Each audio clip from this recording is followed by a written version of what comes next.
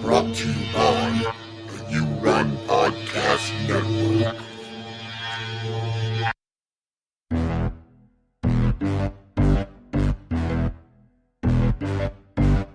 Tell me what you do. Tell me what you do. Tell me what you do. Tell me what you do. Tell me what you do. Tell me what you do. Tell me what you do. Tell me what you do.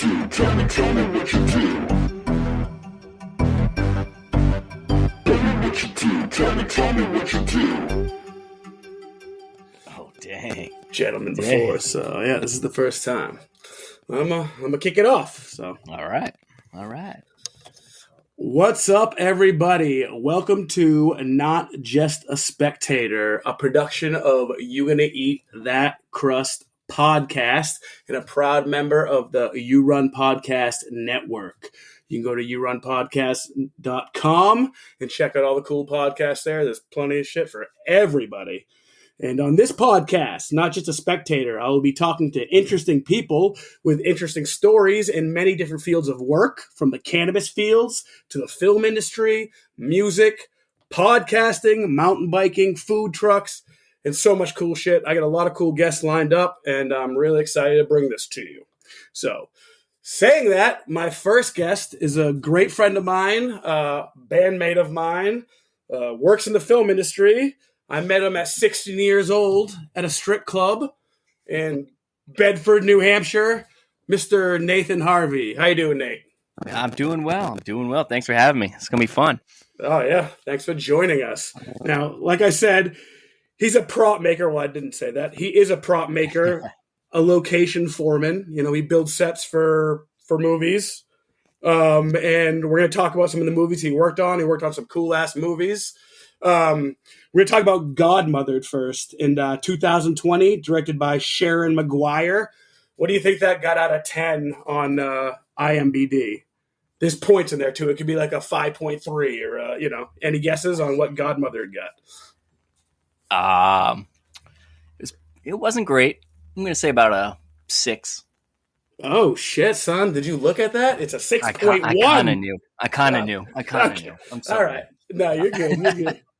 Godmothered is basically like the fairy godmother story. However, it's got a killer cast in it, even though it didn't do that great. It's got Jillian Bell, who I friggin' love. It's got goddamn Jane Curtin, SNL, Coneheads, all sorts of great stuff. My girl, Isla Fisher. And do you know who Mary Elizabeth Ellis is? I do not. Okay.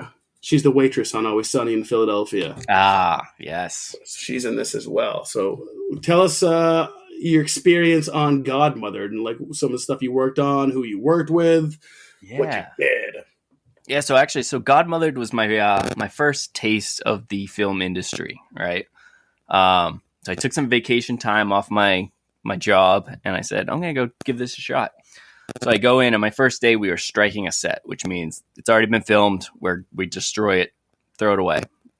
So my boss was like, yo, just go ahead and just start taking this office apart. And I'm looking around. I'm like, this is silly. Why would I trash this office? It's so nice in here. So I asked the guy I was working with. I was like, yo, I don't know what he's talking about. He wants me to take down these columns, all this stuff. It doesn't make any sense. The kid laughs, pulls out his hammer, hits the column. It's completely fake. Mind blown. It's just like, because when you don't know about the movie industry, you think how, they actually go into these office buildings or wherever it may be. And so being completely fake just blew my mind. So that was my first experience with Godmothered, was destroying the TV studio that she worked at. Damn, that was a fun first day. It really was. Actually, the worst part about that day was the dumpster was down 2 flights of stairs and like around the corner. And I'm new. I'm thinking, I got to impress people. I got to go hard. Coming from the real world, that's what you do, right? Yes, sir. Yeah. Well, I went so hard, I could not move my legs anymore.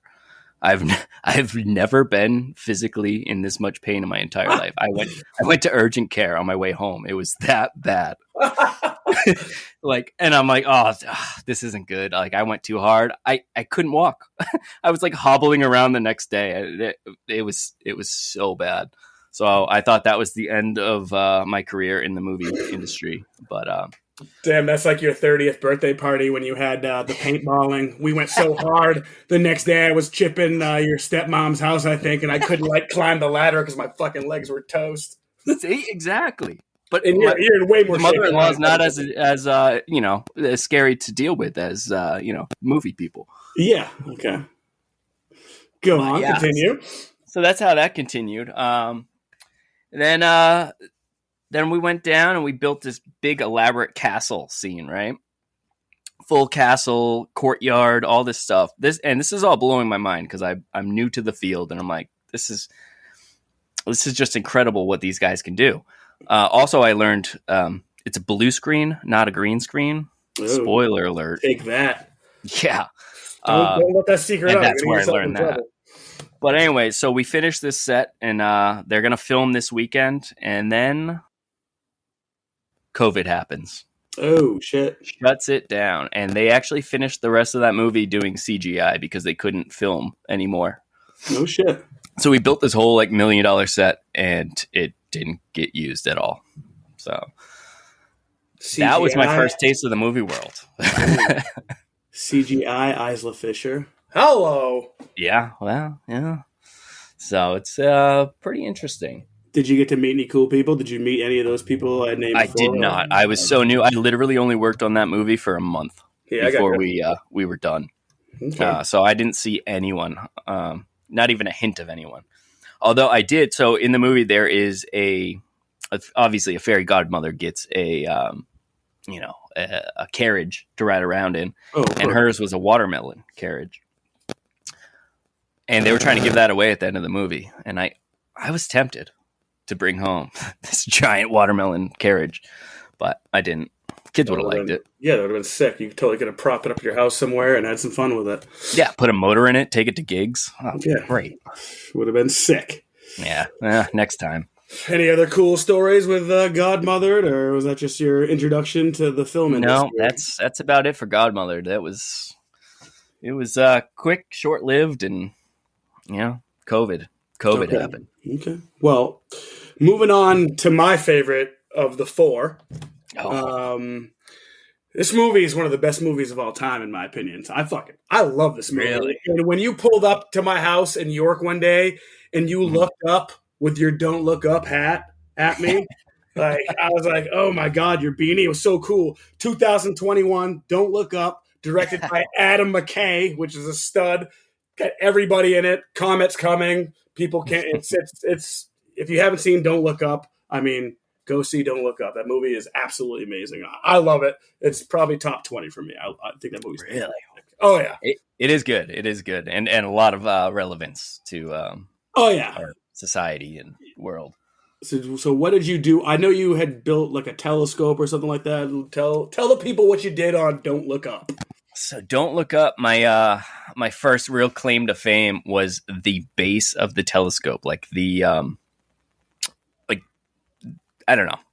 The beginning opening scene shows the telescope and it like kind of zooms in on the bottom of the telescope, like the eye of the telescope.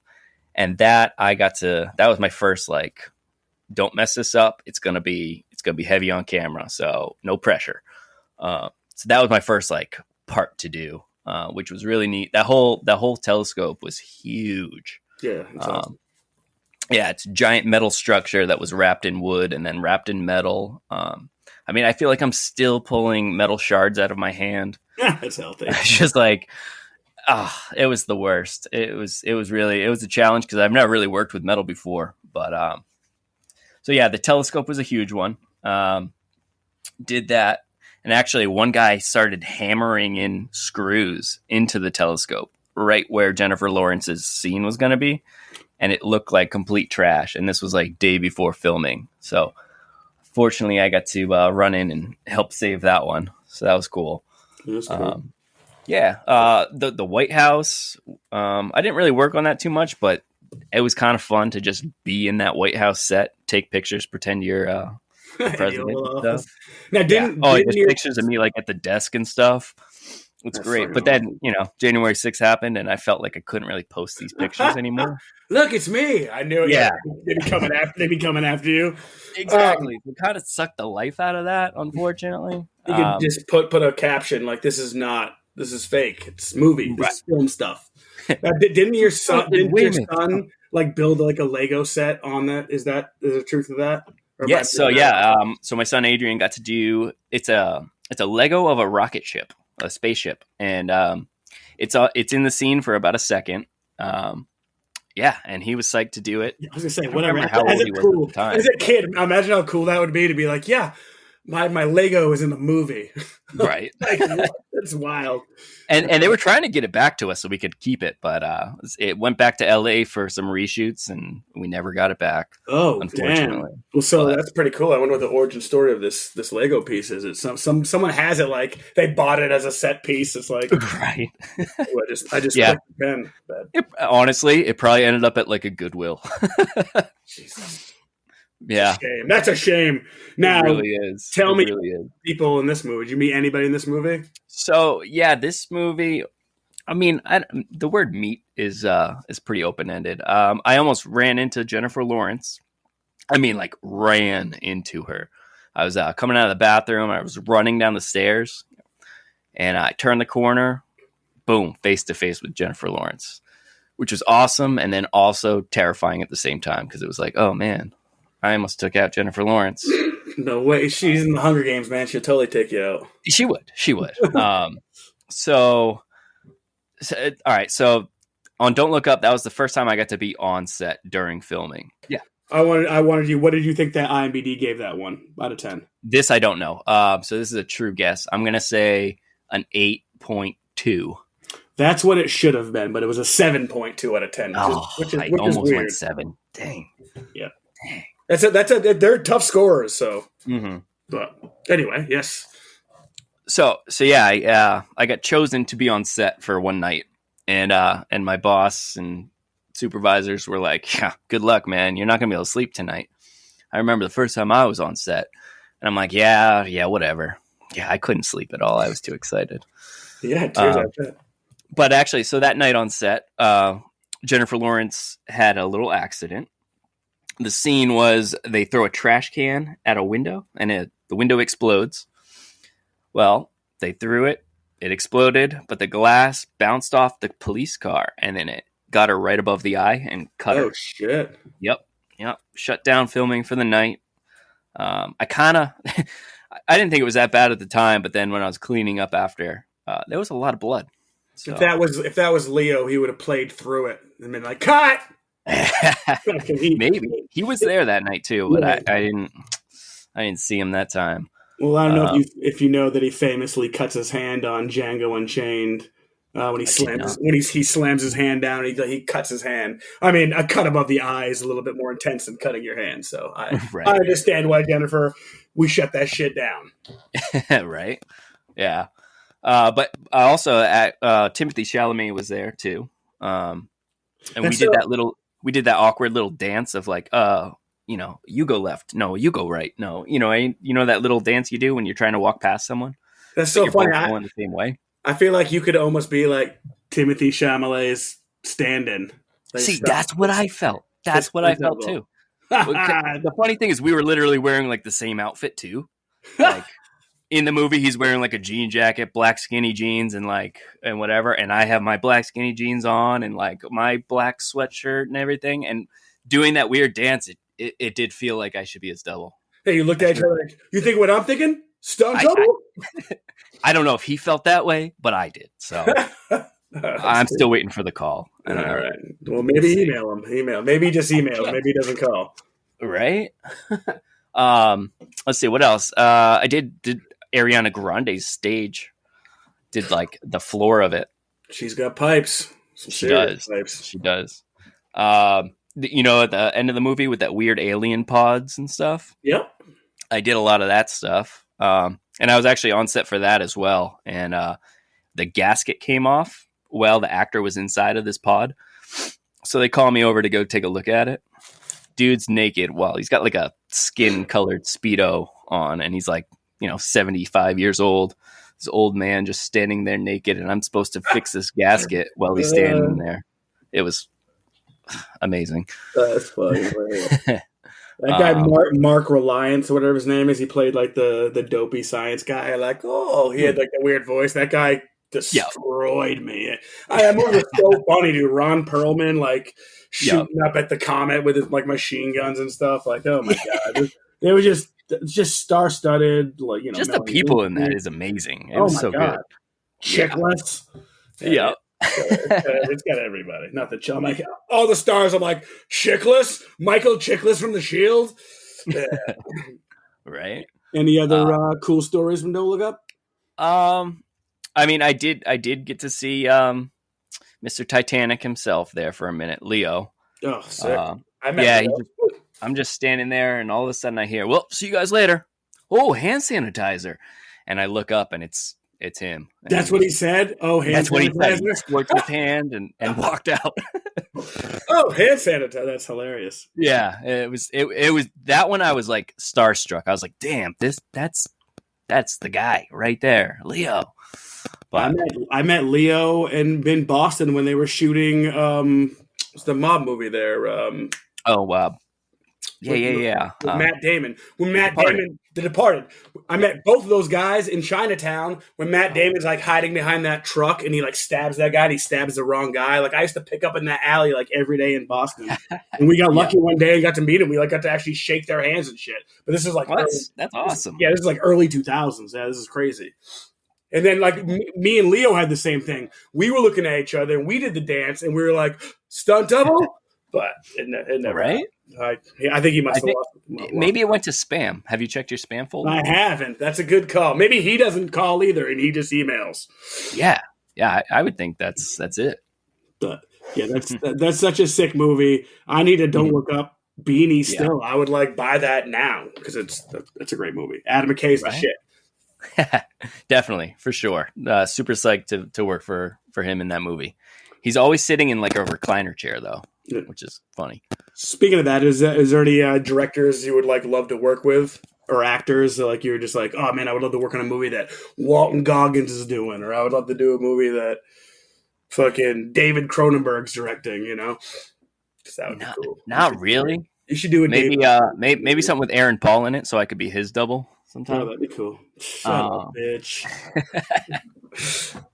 One day. Hey, Aaron Paul's climbing the ranks. He's getting some respect. That's right. Yeah. Actually, one story about Don't Look Up you would actually like is, so there's a riot scene. And the restaurant has like an octopus on the sign. I don't remember what it was called. But when we tore that set down, there was a stage and a electronic drum set. Oh. So we jammed. Nice. While we were working. So that was pretty awesome. Nate, killer drummer for Boys in the Woods, where we play every Friday at Murphy's Tap Room, 9 to 1 in New Hampshire. Please come. Place up. Please.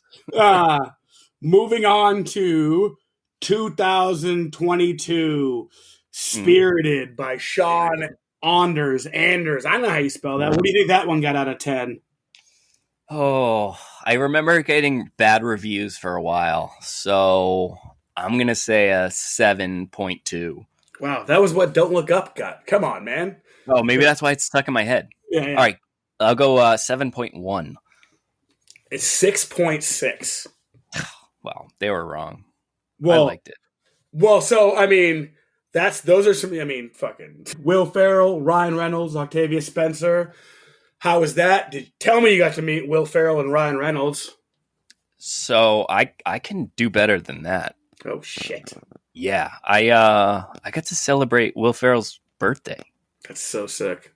It was sick. So yeah, so we're filming in Ryan Reynolds' little penthouse apartment scene, and yeah, we had cake. We sang "Happy Birthday." They lit up all the ceilings have like crazy lights in them, LEDs and stuff. So they did a crazy light show for him. He sung. He did a little speech. So that was pretty wild. And I did wish him a happy birthday. Like person to person? Personally. And he said, "Oh, I thank you." And it just felt very elf-like when he did it. How many people were there in that room? Oh, when there's probably 40 people on set for that part. That's cool though. Hell yeah, that's awesome. It was also the same day he did a shower scene with Ryan Reynolds, which I got to be a part of. Hell yeah! What do you mean you get to be a part of? So I was on set for this, and my job was supposed to be to move the glass, like a glass shower door. I was supposed to pull it out so they could get like the camera right where it needed to be. So they're doing their little song and dance in the shower or whatever. Actually, one moment, Will Ferrell just slams on the glass, and he could see the whole thing shake because it's not like meant to be touched. Yeah, and his face just dropped. He's like, "Ah!" I could tell I did something wrong, but he kept the scene going, which was cool. And we actually never removed that glass. So I was there for you almost made Will Ferrell mad at you? Well, if that would have fallen, he would have probably not been happy. So ooh, I'm glad you didn't make Will Ferrell upset.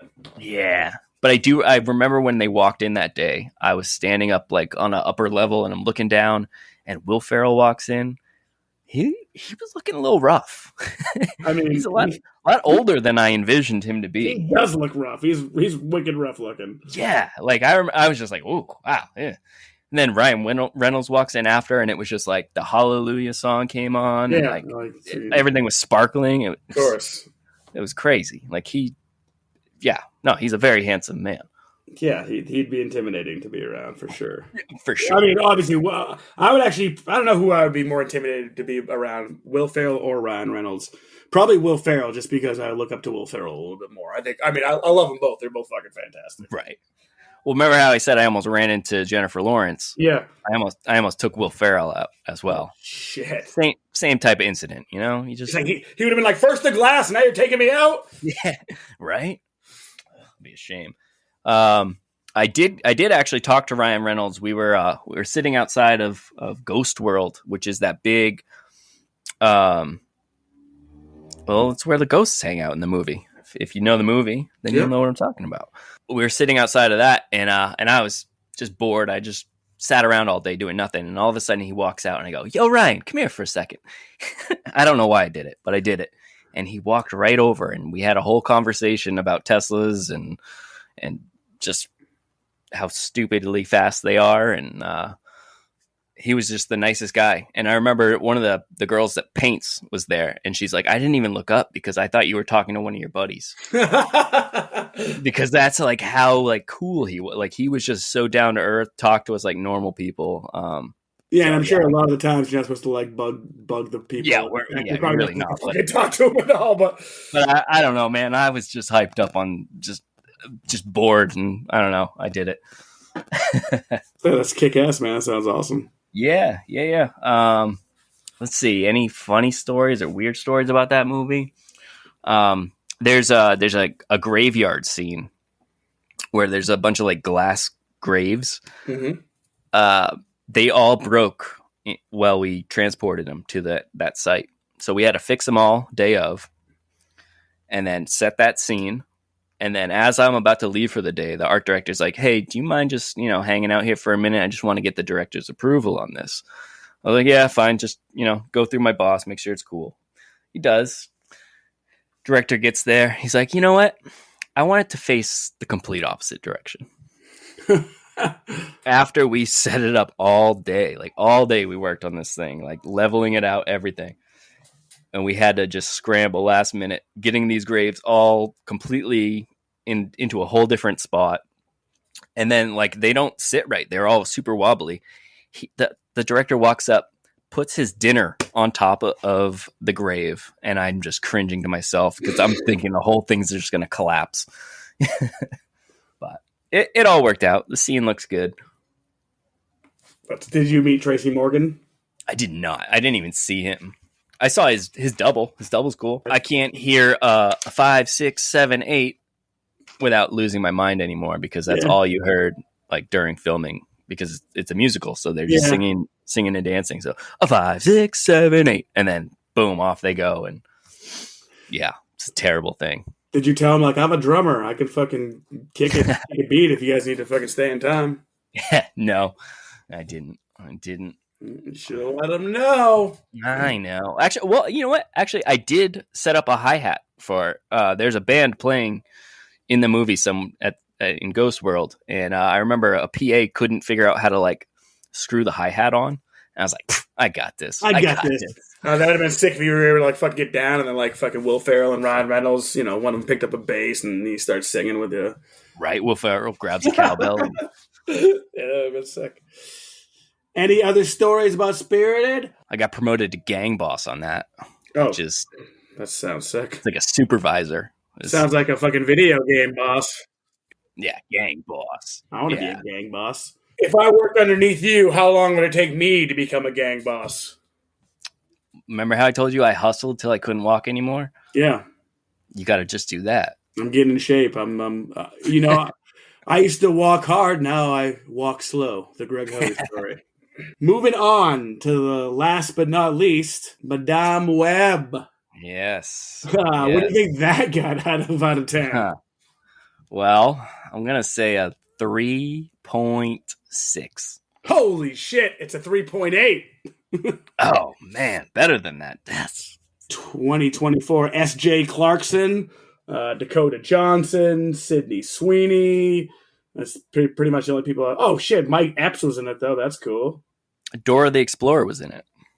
Oh, dude, Adam Scott was in it. That's dope. Adam Scott, yeah, that's right. That's right. Did you meet any of these people? I got to meet Dakota Johnson. Oh, hell yeah. And this is a cool story. So, last day of filming, literally my last day on payroll, I had to strike a set, and I was down there with my family anyway. So I said to my son, I'm like, you want to come to set with me? See what it's all about, you know, maybe take some signs down. I don't think there's anything going on that day, you know, because previous days there, it was just like a taxi cab blowing up or some fire, but nothing special. So we get to set, and, you know, so we're standing there, and all of a sudden this ambulance backs up, and then this head pops out, and it's Dakota Johnson, and she waves to my son and is like, "What are you doing here so early?"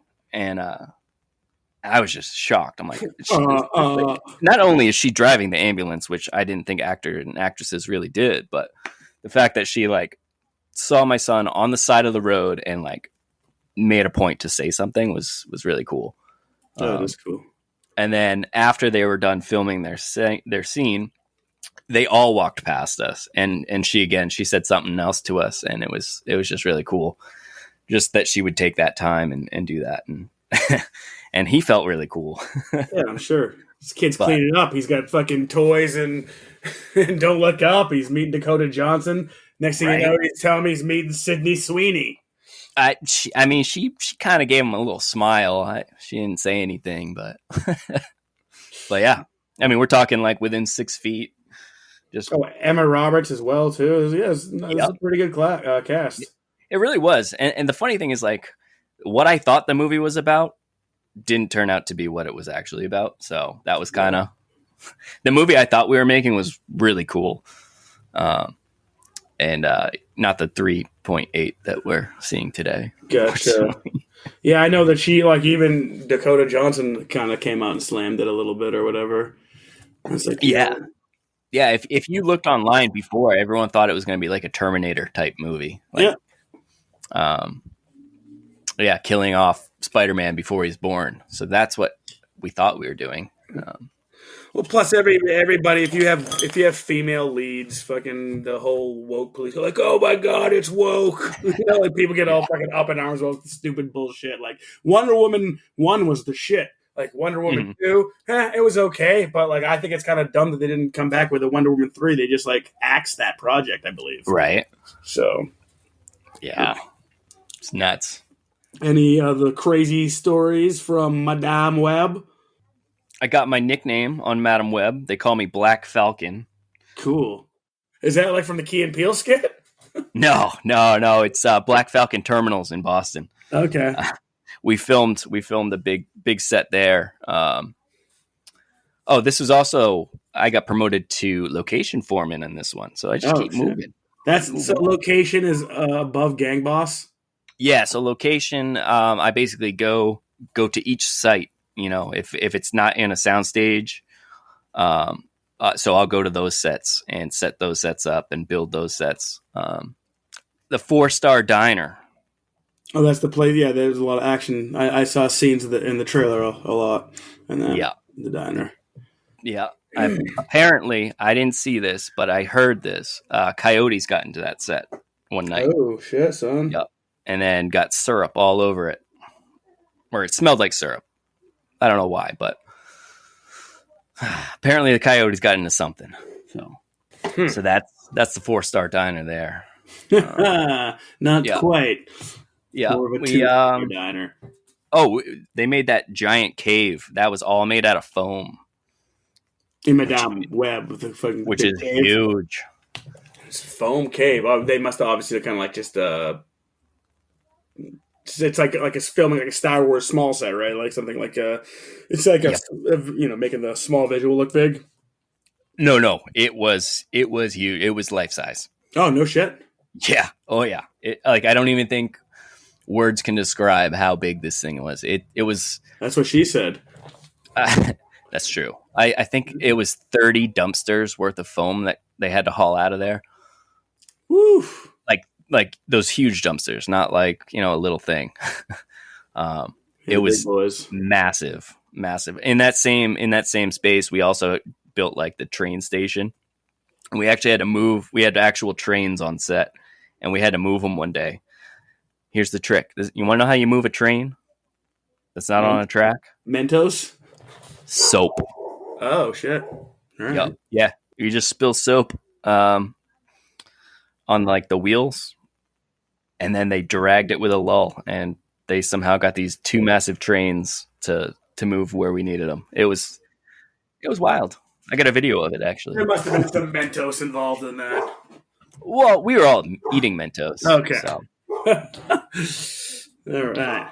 Yeah. Well, all right. Well, that was pretty sick, and hopefully we're gonna play a game. But saying that, hopefully we can have you back. I know you're potentially going to be working on some movies that you can't talk about, and we'll hopefully be able to talk about that someday soon.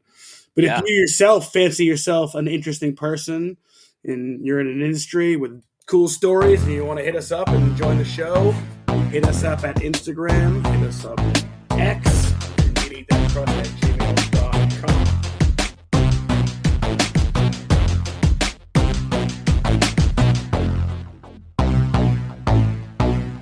So every episode I'm going to play a game with said guests. It's going to, revolve around your industry. So these are some movie questions and some music questions because you're also a drummer. And then we got a rapid fire question here. Okay, so how many Despicable Me movies are there? 4. Nailed it. All right. Yeah, I could tell by the dog's reaction. Yeah, she's pissed about that. She was like, that was mine. I was going to stump him. Yep. Got it, Quinn. Okay. Name me 5 actors and Don't Look Up. All right. You have Timothée Chalamet, Jennifer Lawrence, Leonardo DiCaprio, Pierce Morgan, or no? Oh, no. All right. Scratch that one anyway. You got Meryl Streep. Yeah. One more. You got that guy. Jonah Hill. All right. There's like at least 10 to 12 noteworthy ones. I'm a human IMBD, so this game is easy for me. But I will say I do wish I got to meet Jonah Hill though. That's what I was most looking forward to. Yeah, that's the time. I fucking love Jonah Hill. He's great. He's a fantastic actor and he's fucking hilarious. Mm. Okay, so the next 3 questions are quotes from your movies. So, oh god, there's only 3 of them, so one of them is left out. Okay. First quote: "Are you kidding me? You want to see my fucking SAT scores?" Don't Look Up. Jennifer Lawrence said that. Boom! Nice, nailed it. That wasn't anything you would get. Okay. You know what you need? A makeover. I'm gonna go with Godmothered on that one. You're gonna be correct. All right, maybe I'm a little too easy on you.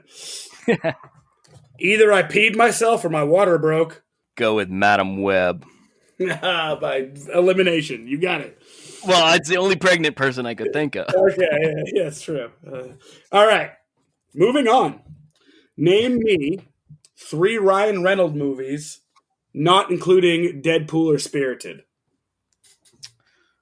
Well, what was it? Best Friends, his little rom-com there. He's got braces. Is that it? I don't know if that's Best Friends. That was Still Friends or Friend Zone? Or I think it's Still Friends. I think that's Still Friends. You know what I'm talking about. I know what you're talking about, but I need the goddamn name. All right. I'm delaying. What else you got? That's just one. Ryan Reynolds. He was in the Green Lantern. Yeah. Green Hornet.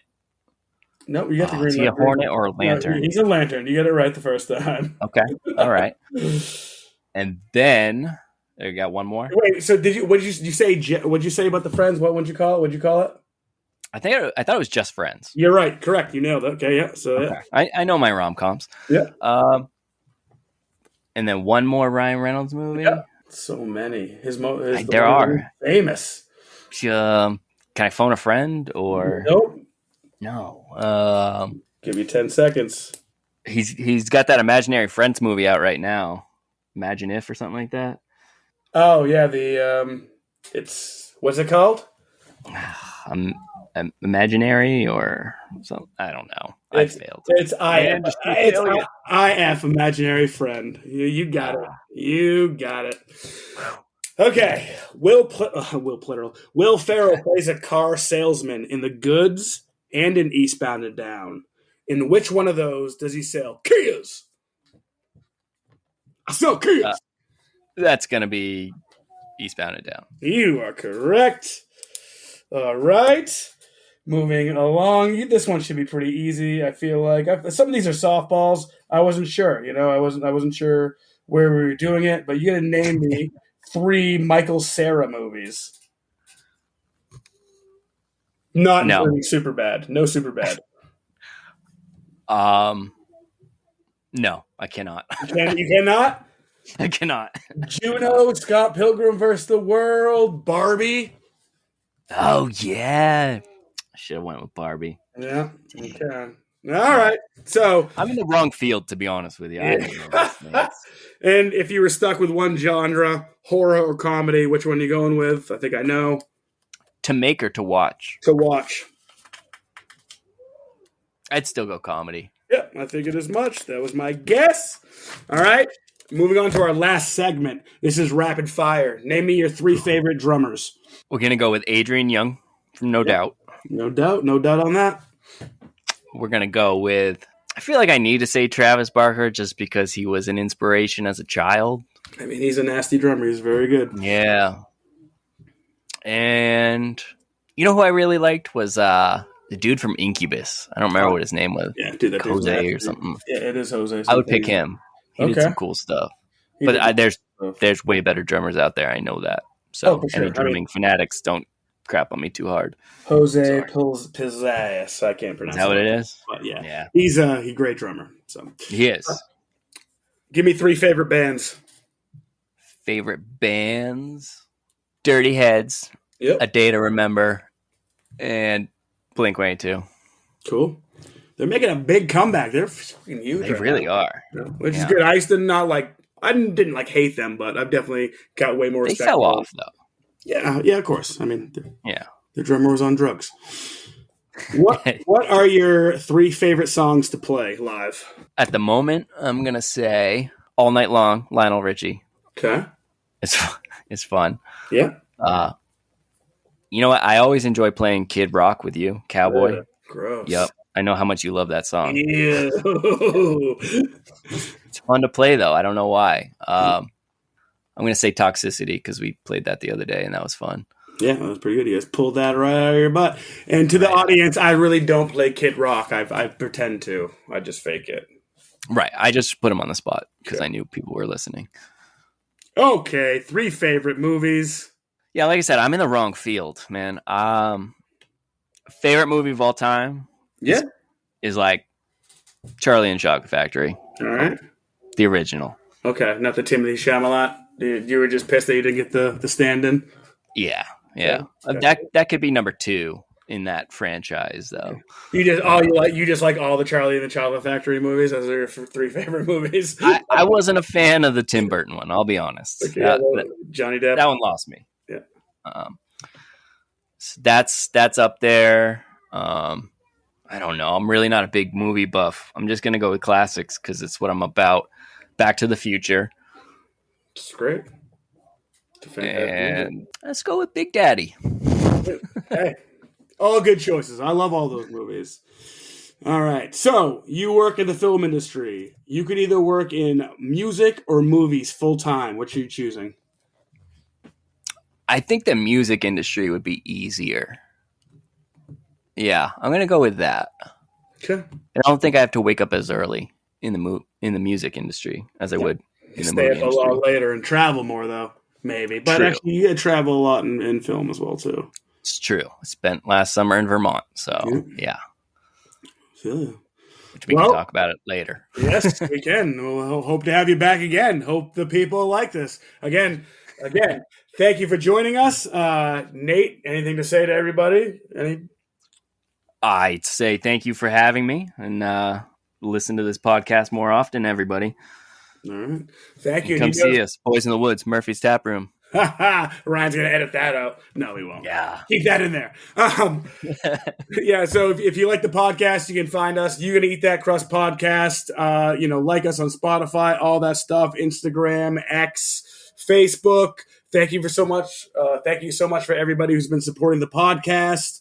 Again, you can find us on Spotify, Apple Music, YouTube, all that good stuff. Go to our Patreon and Anchor and support the podcast that way. And thank you so much for joining us. And we'll talk to you later.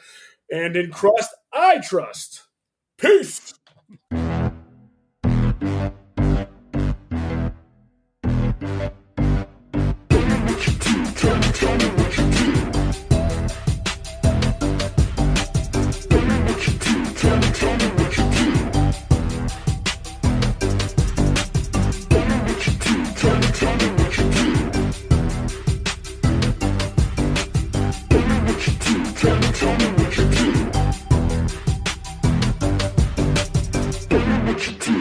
Tell me what